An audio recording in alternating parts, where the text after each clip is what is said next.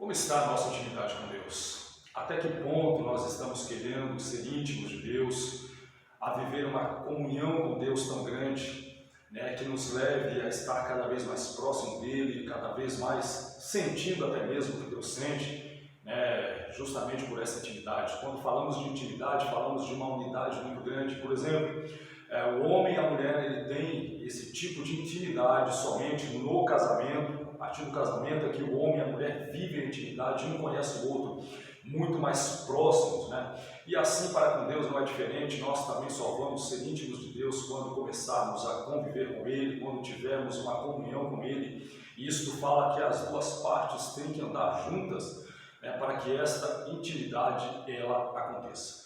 Por exemplo, no livro de Números, capítulo 12, a partir do versículo 5, então o Senhor desceu em uma coluna de nuvens e pôs à porta da tenda. Depois chamou a Arão e a Miriam e os dois acudiram. Então disse: ouve agora as minhas palavras, se entre vós houver profeta, eu, o Senhor, a ele me farei conhecer em visão. Em sonhos falarei com ele, mas não é assim com meu servo Moisés, que é fiel em toda a minha casa. Boca a boca falo com ele claramente, não em enigmas, pois ele contempla a forma do Senhor. Por que, pois, não temestes falar contra o meu servo, contra Moisés? Então nós vemos aqui que tanto Arão e Miriam estavam cobrando de Deus algo mais, referente a Moisés. Eles queriam a mesma importância que Moisés, eles queriam ter o mesmo poder de liderança de Moisés, mas não nos cabe estar dizendo quem Deus coloca ou deixa de colocar para liderar, Nos importa sim servirmos a Deus com um coração reto, um coração sincero, e quem Deus levantar para liderar, que nós também ajudemos esses líderes. Então nós vemos que aqui tanto Arão quanto Miriam estavam ali contendendo contra Moisés porque da liderança de Moisés, mas o que importa é que frisar a intimidade que Moisés tinha com Deus, a intimidade que Moisés tinha com o Criador, a intimidade que Deus tinha para com Moisés. E essa intimidade nós precisamos também cultivar nas nossas vidas. Então, quanto mais nós nos aproximarmos de Deus, mais intimidade nós temos com Ele, mais Ele revela os seus segredos para nós. Moisés deixou um legado muito grande, Moisés deixou lições valiosíssimas, e nós precisamos aprender com Moisés e com aqueles que são íntimos de Deus. Por exemplo, no livro de Gênesis, capítulo 41, a partir do versículo 14, Faraó mandou chamar José, que foi trazido depressa do calabouço. Depois de se barbear e trocar de roupa, apresentou-se a Faraó.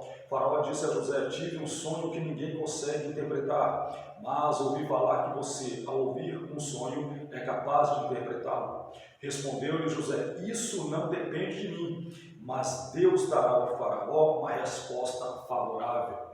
Então nós vemos aqui que Faraó teve um sonho referente a 7 vacas magras, 7 vacas gordas, 7 espigas mirradas, 7 espigas cheias. Porém, ele não tinha a interpretação do sonho. Os magos de Faraó não tiveram a interpretação do sonho. Por quê? Porque o sonho foi dado por Deus, somente o sonho.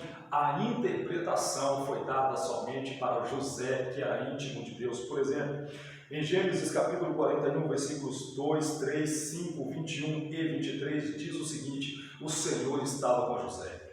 Então veja como José estava próximo de Deus e Deus estava com José. Então era Deus que estava ali dando a revelação para José. Isto fala da intimidade que José tinha com Deus. E o próprio José diz: Deus dará ao faraó uma resposta favorável. Isso não depende de mim, não dependia de José. Mas, como José era íntimo de Deus, a revelação veio para ele. Observa que nós podemos também receber as revelações da parte de Deus, mas porém nós precisamos ser íntimos de Deus, ser íntegros, andar longe do pecado, porque José é um homem que se purificava a si mesmo. José, quando no caso da esposa de Potifar, José não se deitou com ela. José vazou, fugiu, foi embora. Ele não cometeu o ato. No caso da mulher seria o adultério, no caso dele seria a fornicação. Ele foi embora. Por quê? Porque era um homem íntegro, era um homem reto. No Salmos 25, verso 14 diz: a intimidade do Senhor é para os que o temem, aos quais ele dará a conhecer a sua aliança. Então nós vemos que a intimidade do Senhor é somente para quem teme a Ele. E quantas pessoas deixam de temer a Deus mesmo dentro da igreja, mesmo dentro dos ministérios, mesmo dentro da casa do Senhor. Então o texto do Salmos 25, 14 tem que chamar a nossa atenção, a intimidade do Senhor. É para quem teme a Ele, é para quem anda junto com Ele, é para quem não adultera, vamos dizer assim, de forma espiritual, de forma física, claro. Uma pessoa que adultera ou que fornica de forma física, lógico, também comete o adultério espiritual. Não tem como uma pessoa cometer pecado contra o próximo sem cometer um pecado contra Deus, porque nós somos feitos, gerados à imagem e semelhança do próprio Criador. Então o salmista ele diz, a intimidade do Senhor é para os que o temem, e isso tem que gerar o nosso temor a Deus. Se nós quisermos verdadeiramente uma intimidade com Deus, o temor dele tem que estar dentro de nós, e o temor do Senhor, diz a Bíblia, é o princípio da sabedoria. Provérbios 27. Salmo 73, verso 28, mas para mim, bom é estar perto de Deus. Observa que para o salmista o melhor, o suprassumo, era estar perto de Deus. Estar perto de Deus significa proteção, significa graça, significa favor, significa o nosso serviço para com o Criador, porque mesmo Deus, se nós não estivermos vivendo uma vida santa, uma vida justa, uma vida reta, nós não seremos agradáveis ao Senhor. Mas para mim bom é estar perto de Deus, fiz do soberano Senhor o meu refúgio, proclamarei todos os teus feitos. Então, quando nós recebemos a intimidade de Deus, as revelações de Deus, é que nós somente ali poderemos proclamar os seus feitos, as suas ações, os seus atos, as suas promessas e também as suas advertências. Quem é íntimo de Deus também recebe as advertências dele para passar para as demais pessoas. Amós capítulo 3, versículo 7. Certamente o Senhor Deus não fará coisa alguma sem primeiro revelar o seu segredo aos seus servos, os profetas. Então Deus, na soberania dele, na graça e na misericórdia que só ele tem, só nele habita, antes de Deus ele fazer qualquer coisa na antiga aliança, ele primeiro comunicava aos seus santos profetas. Para quê? Para que os profetas fossem e avisassem as pessoas. Ninguém seria pego de surpresa, muito pelo contrário.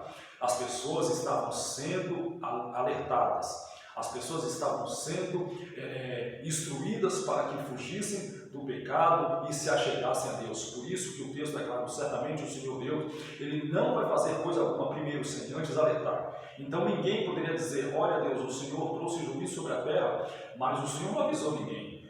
Então eu estou isento. Não, muito pelo contrário. Quando as pessoas eram pegas no flagrante delito, então elas já tinham antes desse flagrante delito sido alertadas, e Deus ele tem alertado as pessoas, Deus tem alertado a terra desde lá de trás. Observa que a primeira palavra, uma das primeiras palavras que Deus dá para o homem, é que ele pode comer de toda a árvore do jardim, menos da árvore da ciência do bem e do mal, porque certamente no dia em que dela comeres, você vai morrer. Então Deus deixou um alerta.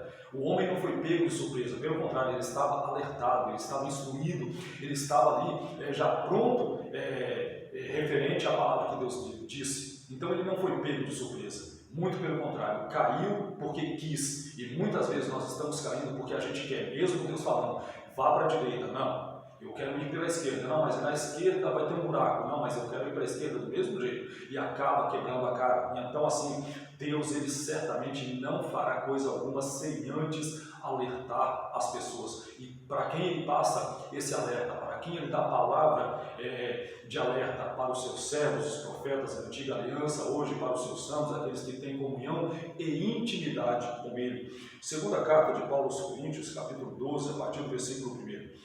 Em verdade que não convém gloriar-me, mas passarei as visões e revelações do Senhor. Conheço um homem em Cristo que há 14 anos, se no corpo não sei, se fora do corpo não sei, Deus o sabe, foi arrebatado até o terceiro céu. E sei que o tal homem, se no corpo, se fora do corpo não sei, Deus o sabe, foi arrebatado ao paraíso e ouviu palavras inefáveis que ao homem não é lícito falar. O apóstolo Paulo, um homem que compreendeu a graça de uma forma muito ampla, muito poderosa, muito grande, muito fascinante. O apóstolo Paulo, ele foi uma pessoa que teve uma intimidade com Deus muito grande. Tanto é que aí praticamente quase que 50%, vamos colocar assim, um pouco menos de 50% de todo o Novo Testamento é escrito pelo apóstolo Paulo. as suas lições, os seus ensinamentos, a sua caminhada, a sua jornada missionária, apostólica, né, de tudo que ele recebeu da parte de Jesus Cristo para trazer para as nossas vidas.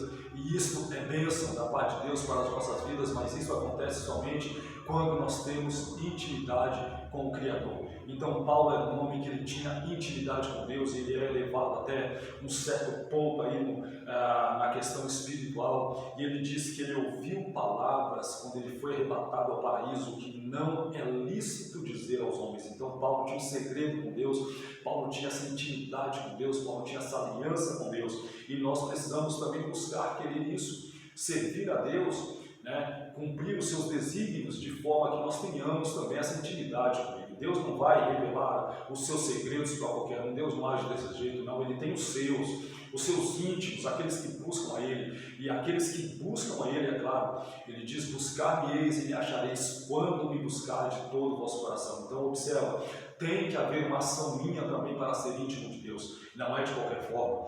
Apocalipse capítulo 1, versículos 1 e 2. Revelação de Jesus Cristo que Deus lhe deu para mostrar aos seus servos o que em breve há de acontecer. Ele enviou o seu anjo para torná-la conhecida ao seu servo João, que dá testemunho de tudo que viu, isto é, a palavra de Deus e o testemunho de Jesus Cristo.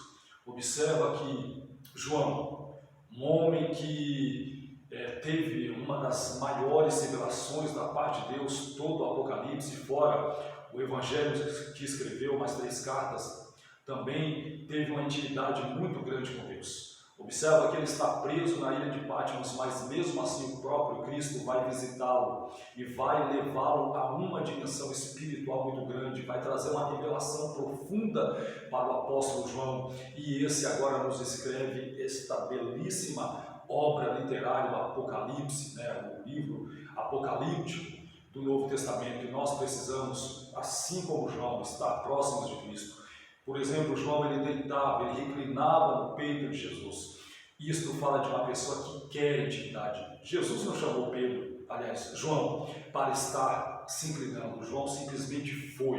E isto fala que nós precisamos nos aproximar de Deus. E quando nós nos aproximamos de Deus, é claro, Deus ele se agrada e ele nos revela os seus segredos, a sua intimidade. Então que nós venhamos a ter essa intimidade com Deus, que nós venhamos a buscar ter intimidade com Deus. E é claro, Ele vai revelar os seus segredos para nós, nós vamos andar em uma comunhão muito grande com Ele, e nós vamos trazer para as pessoas aquilo também que Deus, é claro, revelar, que nós podemos falar para as pessoas. E é claro, existem segredos que só na eternidade vamos ficar sabendo que aconteceu com outras pessoas, isso ainda se Deus quiser revelar.